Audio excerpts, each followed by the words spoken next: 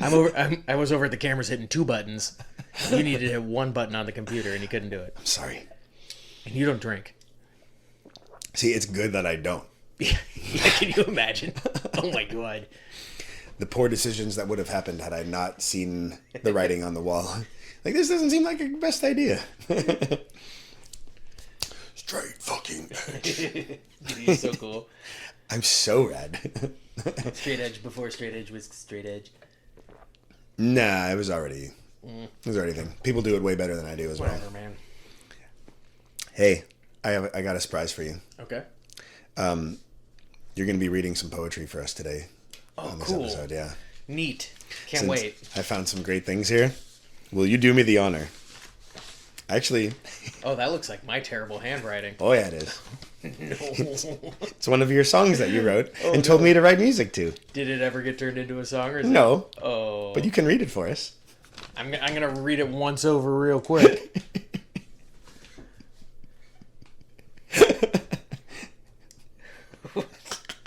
What? Man, this is of a time. Oh, yeah. All right. If anybody's listening that's younger than us, you're not going to understand any of there's this. there's a lot of references. All right.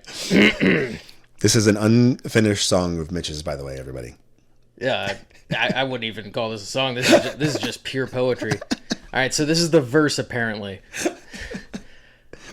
I'm Carson Daly. I'm a living commercial, spelt incorrectly. I use hip phrases like tight and for sure, so I'll spread pop slang around like a virus, and I'll wear baggy pants and some shoes by Osiris. Hey, that's a good rhyme. I'm a total tool in every which way, but I don't really care as long as I get paid. I won't play good music because pop punk is fun. We use Blink 182 and Sum 41. Go! I actually like both those bands. Yeah. I don't know why I was throwing shade I'm going at to tag them. Carson Daly in this episode now. He's still alive? This is the chorus. I am just a media tool. Our videos brainwash you, make you a fool. When we're done showing Sum 41, why did I have such a problem with Sum 41? Just tag him twice in this? When we're done showing Sum 41, your IQ will go from 30 to none. 30's already really bad. That's barely functioning. All right, we got another verse. Name's Kurt Loder. It's just names. Oh, I like Kurt Loder. Name's Kurt Loder. I'm a pretend reporter. By night, oh no. By night I give blowjobs for quarters. But I'm changing the world one kid at a time. Because if you're a minor... Oh my god, Mitch. Because if you're a minor, I'll give you head for a dime. Dear God. Jesus Christ. It's clever. It's terrible, but it's clever. I make all these kids feel like they're mature. I used the wrong there. Because they're watching... I used the wrong there again. Because they're watching the news. And that's cool, for sure. All the hate mail in the world won't fill me with fear because I do nothing and make $2 million a year. Wow, I'm sorry for all of that.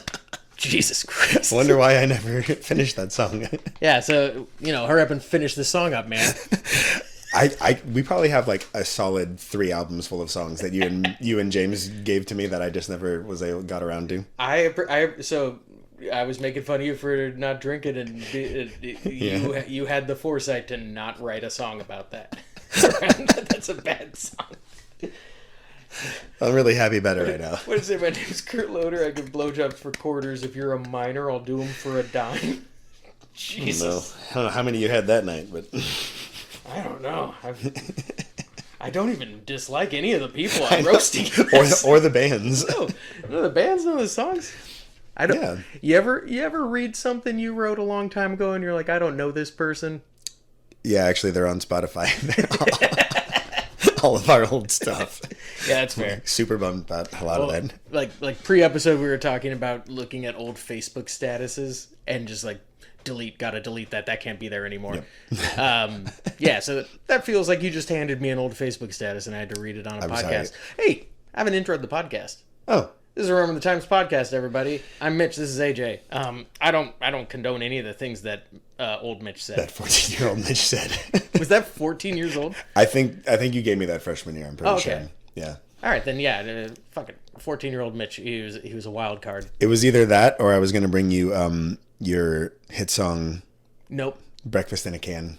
That I never finished either. Oh, that was a different one. That was I'm not going to say that. Yeah, thank you. That one will never be aired.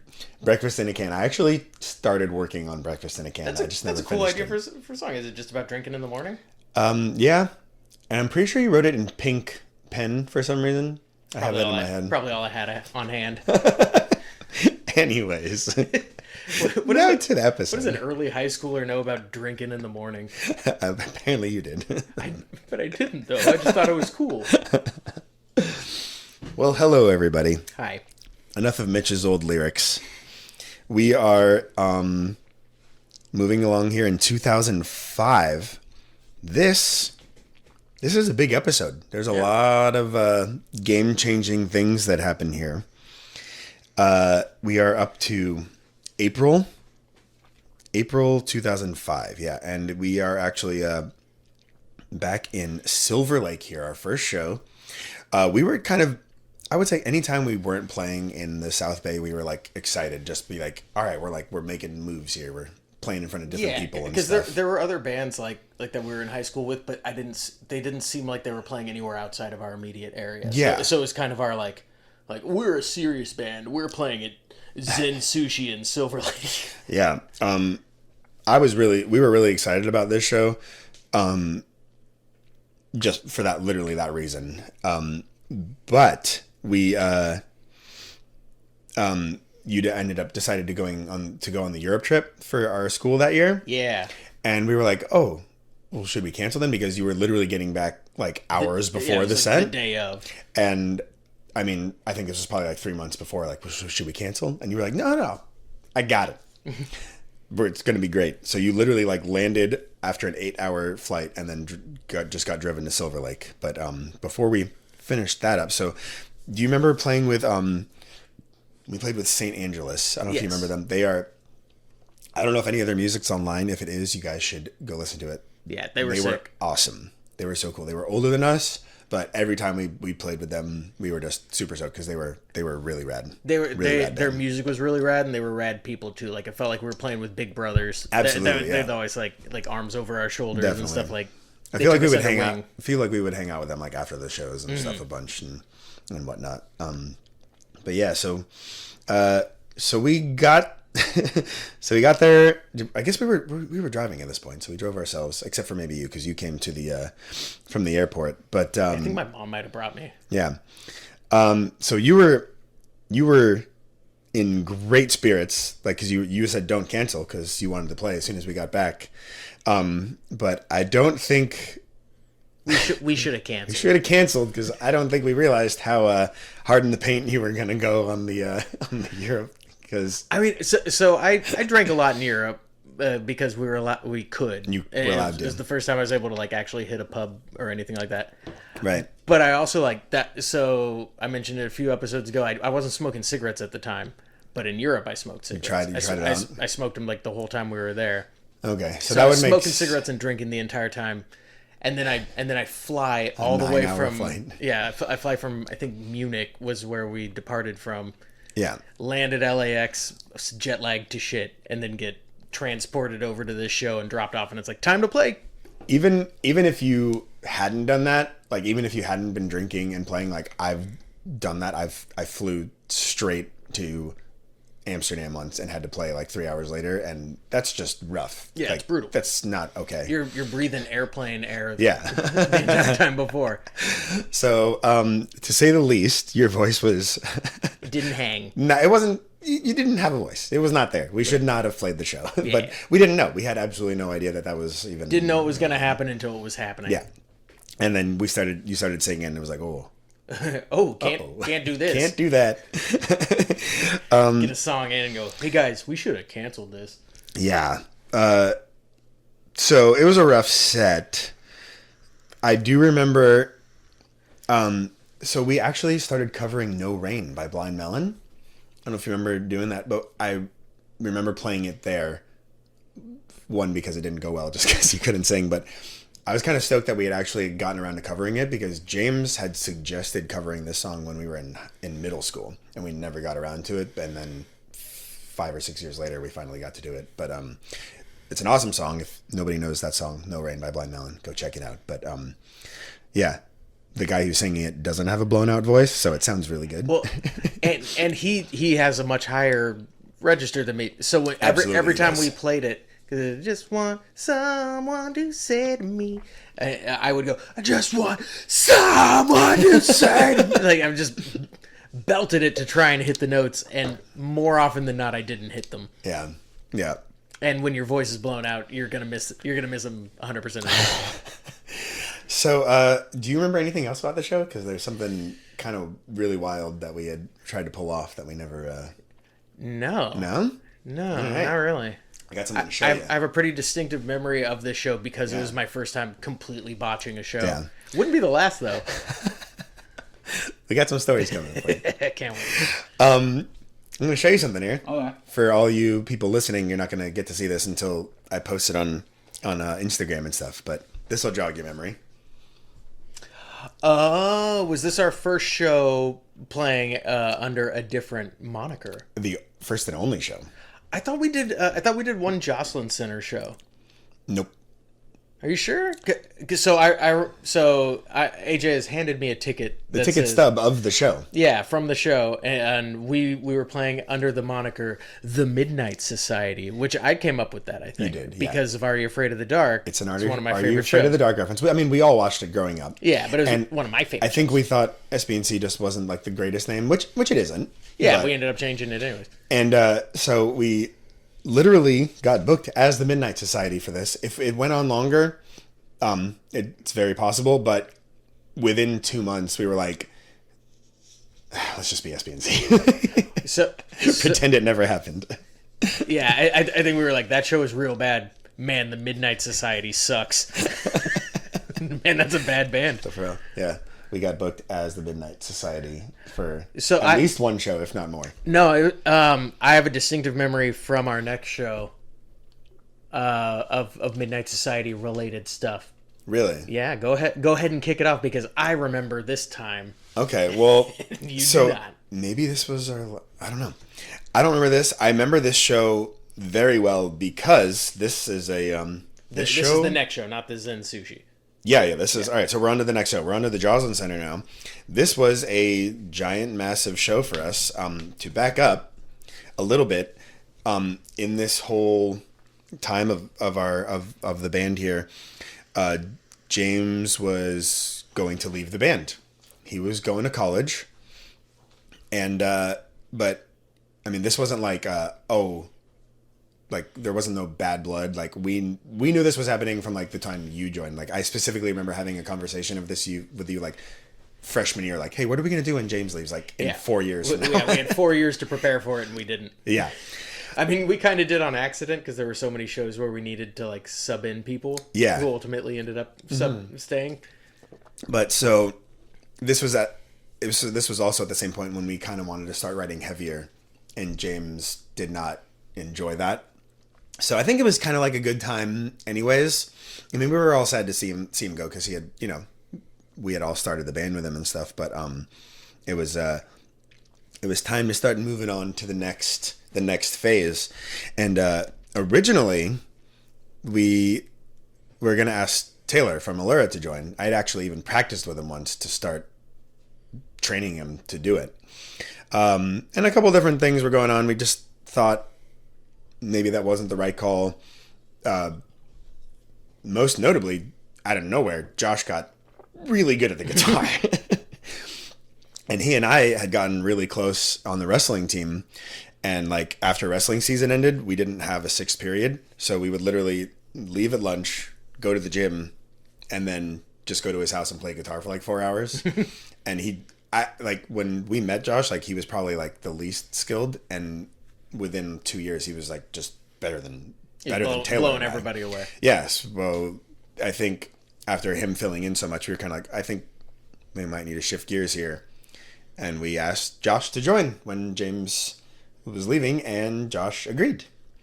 So that was the plan, and this Joslin Center show was going to be James's final show with us. His farewell show. Farewell show, and we were going to have Josh actually performed a few songs with us. So it was like a half and half set. So this was a Bye James, Hello Josh show.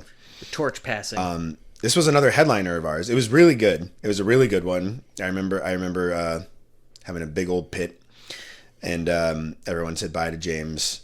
Oh, what did James like? I think you asked James if he like had any last words, and he was just like, went up to the mic and was like, no, and then walked off or something like that. Solid legendary exit. Yeah. And then, but okay, so oh, Sean had a broken leg for this show. Was that rugby related? Yeah, he broke his tibia. Isn't that the biggest bone in your body? Yeah, his shin was just done. Oh no, his femur is the biggest bone. Yeah. So Sean was later. Sean was sitting in a chair for this show. He was like Dave Grohl. Yeah. He Dave Grohl'd it before Dave Grohl did that. Yeah. So nice try, Dave Grohl. We know you stole that from Sean. Yeah. Yeah. So that was another interesting little last thing. I remember, because this was James's farewell show, okay. I'm pretty sure we were taking the opportunity to rebrand the band as the Midnight Society. So in this show, we were like, goodbye SBNC, we are now the Midnight Society. And I think we said something like, our new band name is the Midnight Society, blah, blah, blah. And you and Josh were supposed to harmonize, play the yeah, the theme music. And you guys completely fucked it up. I don't remember that. No. You guys both played completely different things, and it just sounded real bad. And I think that was the nail in the coffin for Midnight Society. Sad. Terrible show up in Silver Lake. We can't use the name up there anymore. We're just not allowed to play in Silver Lake anymore. And then we fucked it up in our hometown. Bummer. And we're SBNC again. So very short-lived. We're back to SBNC. We probably should have stayed as a Midnight Society, but it fit what we were trying to do so much more. Yeah, I think was the decision where we were like, okay, with James gone, we're now going to transition into more metal. Yeah. And more like Avenged Sevenfold-y metalcore style. So we thought, oh, new name, Midnight Society. Fuck, that's cool. And we just blew it. Every opportunity related to rebranding the band, and then we were like, backpedal. So that started in April, and by June we were SBNC again. Hey, whoops. We tried it on. We walked around in a little bit. We decided it didn't fit. Yeah.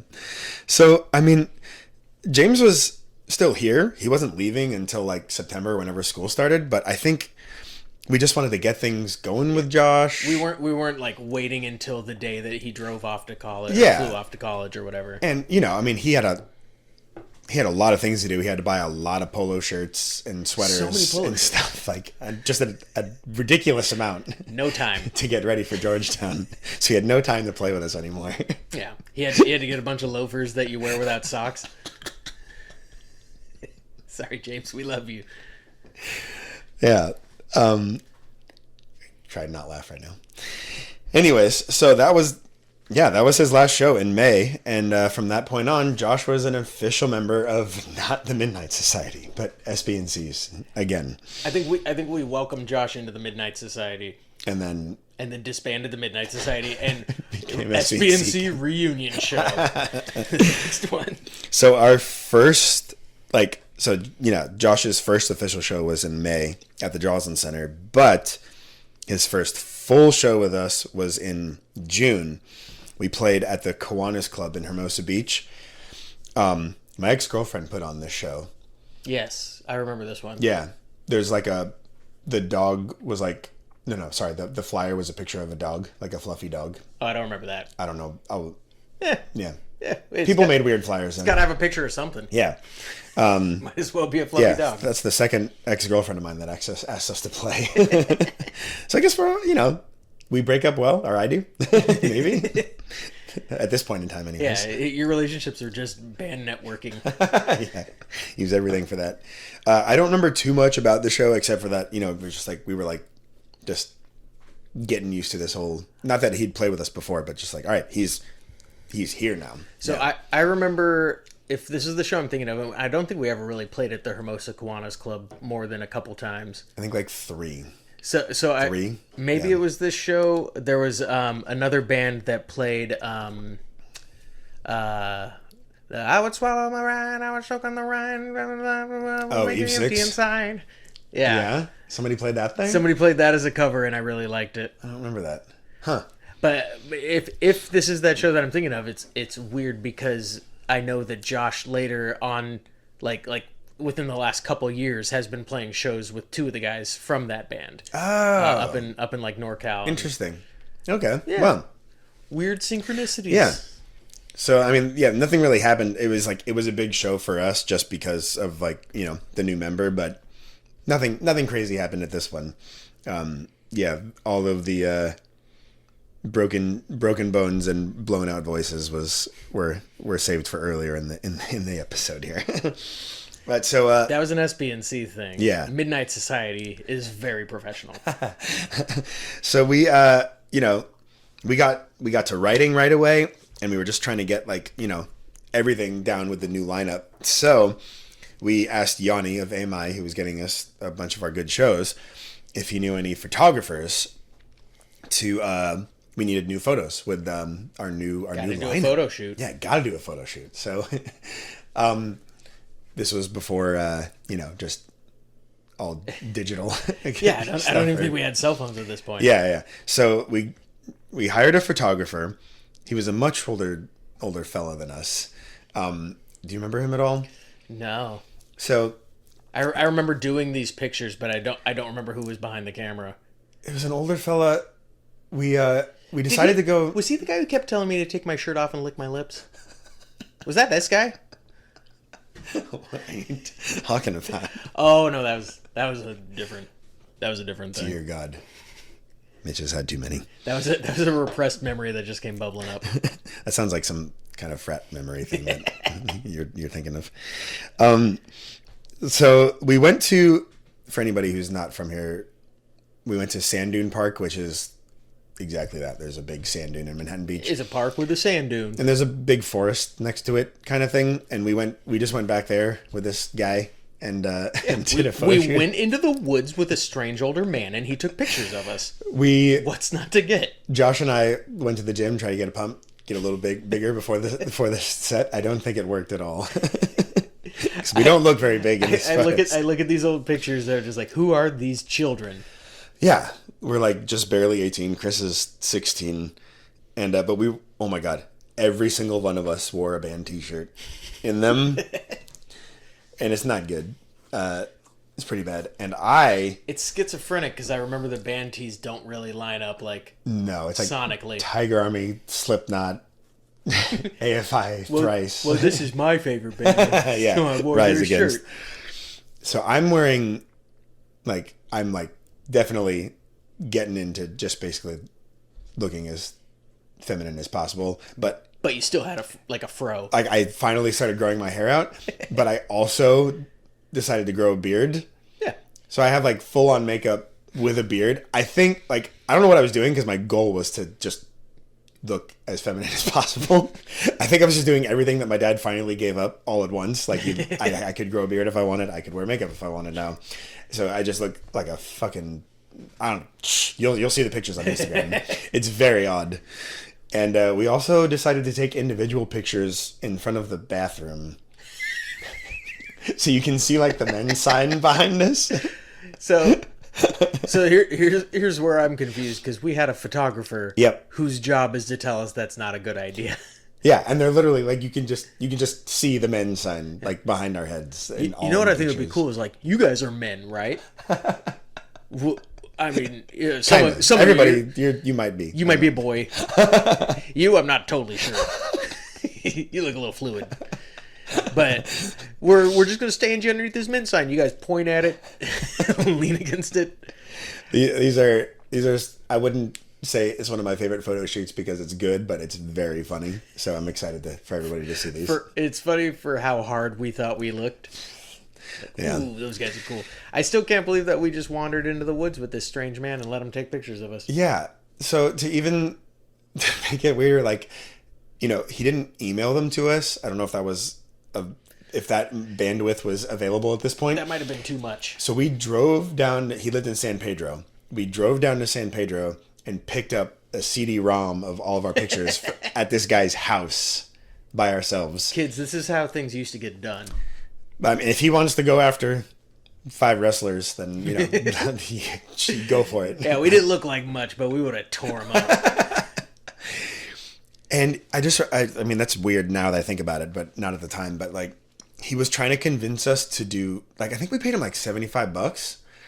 And he was like, I think, like, let's set you up with another shoot. Like, I think we could get some really good stuff. Like, what do you mean? What, we have these ones. Why do we need more? Well, no, in my mind, I'm just thinking that, like, we go to a different place and we take more pictures and you give me another $75. Yeah. Is there anything there? I have a really hard time saying no to people, so I think I was probably like, oh yeah, that sounds great. We'll call you. Never saw him again. But yeah, so that was like, I think that was our first like legit photo shoot that wasn't done by a friend or a girlfriend or my mom. On like a disposable camera. Yeah, that too. This camera was non-disposable. Yeah. So we got a CD-ROM of our first photo shoot. And you'll see them. They're interesting to say the least. It definitely looks like there's one that Sean's in the front, but it definitely looks like for the majority of them we put Sean in the back, which I don't think was on purpose, but it looks like we did. Yeah, like you go to bass player position 4. I can say that I play bass. Yeah. So my best. It happens to you too. Some of my best friends are bass players. But yeah, so that was our. That's the end of this one. I'm going to save the rest of it for the next episode, but. So we started off Josh's time in the band with a very creepy photo shoot. And, yeah. And now begins the dawn of the Josh era. The Josh era. The era of Josh. It's upon us! All right. I know I've been saying this for a while, but it keeps going like this, but we graduate high school now. Like this is the end of high school. So, it is now it's now our jobs. Yeah, now things start to get dicey from here on out. We're all foregoing an education in favor of playing music. Starting our own business. And this time I mean it. Things get dicey now. Fantastic. So yeah, episode 22, we'll see what happens. The end of high school. Here we go. Oh boy. Bye.